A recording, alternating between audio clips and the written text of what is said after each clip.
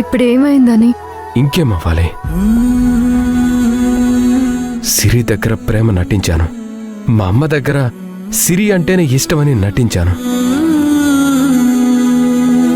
నీ దగ్గర ప్రేమున్నా లేనట్టు నటించాను.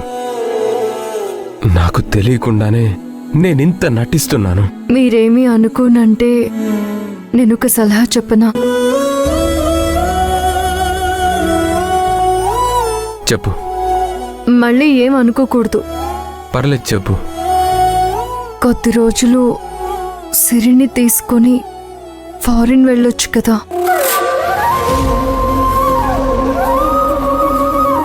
నీకేమైనా బుర్రుందా? నేనేం చెప్తున్నాను, నువ్వే మాట్లాడుతున్నావు. నేను హనీమూన్కి వెళ్ళమని చెప్పట్లేదు. ట్రీట్మెంట్ పేరుతో తీసుకెళ్ళండి. అప్పుడు ఆ జాలరెడ్డి కూడా సిరి కోసం వెతికి వెతికి విసుగొచ్చి వెళ్ళిపోతాడు. ఆ తర్వాత మీరంటున్న సమస్యకి పరిష్కారం వెతుకుదాము. లేదు మంజు, నేనలా వెళ్ళలేను. ఎందుకు? దానికి 2 కారణాలున్నాయి. ఒకటి, నిన్ను వదిలి నేను దూరంగా వెళ్ళలేను.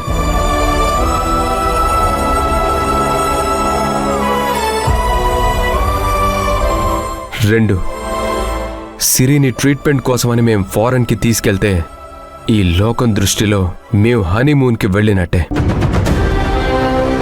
బయట వాళ్ళకి సిరి పరిస్థితి తెలియదు కదా మంజు.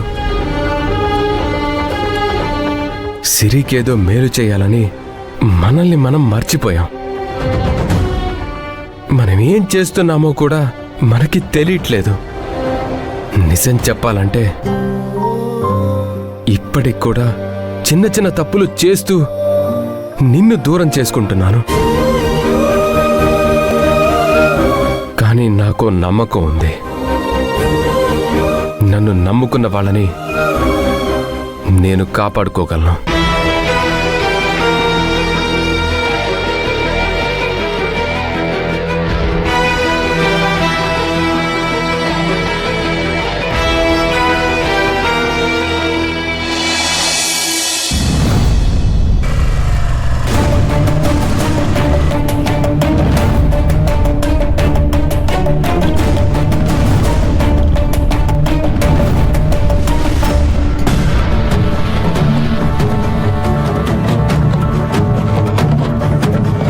ఈ పాలోడు ఇంకా రానట్టున్నాడు. ఇక రానట్టేనా, లేదా రోజు లేటుగా వస్తాడా?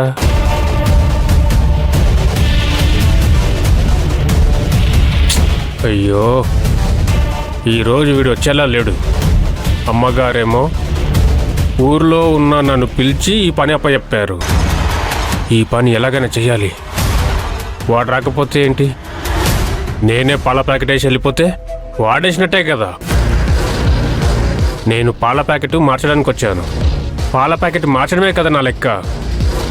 ఏదైతేనేం పాల ప్యాకెట్ ఇంట్లోకి చేరితే సరిపోతుంది.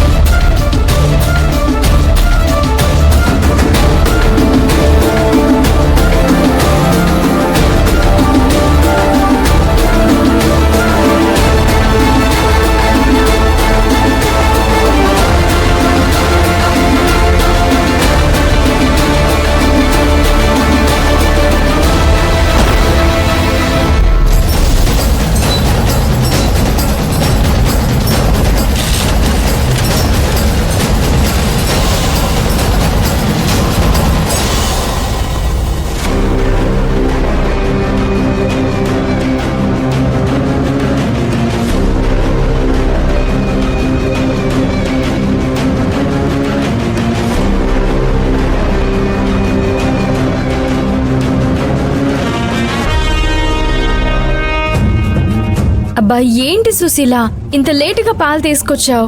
ఏమనుకోవద్దమ్మా, ఈరోజు కొద్దిగా లేట్ అయింది. అందరూ కాఫీ కోసం ఎదురు చూస్తున్నారు. అయ్యో, నేను పెడతానమ్మా. ఏం వద్దులే, ఈ రోజు మా ఆయనకి నేనే కాఫీ పెడతాను. అది ఇలా ఇవ్వు.